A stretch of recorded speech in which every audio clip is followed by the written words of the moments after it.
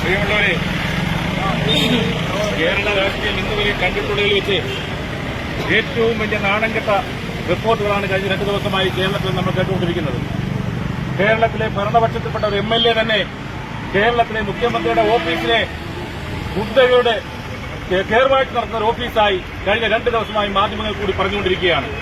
കേരളത്തിൽ കഴിഞ്ഞ 2 ദിവസമായി മുഖ്യമന്ത്രി ഒരു മീഡിയയെ പോലും കാണുവാൻ തയ്യാറാകാതെ ഈ പറഞ്ഞ കാര്യങ്ങളെല്ലാം ശരിവെച്ച് മുന്നോട്ട് പോകുന്ന ഒരു സാഹചര്യം കേരളത്തിൽ കണ്ടുകൊണ്ടിരിക്കുകയാണ്.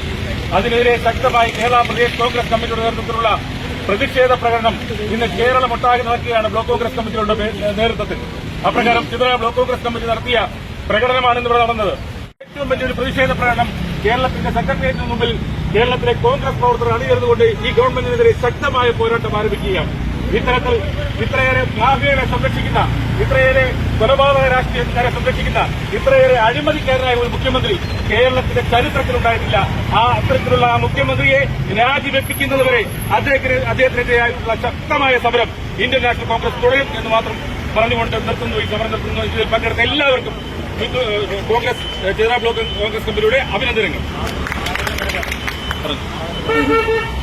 6-ാം തീയതി സെക്രട്ടേറിയറ്റ്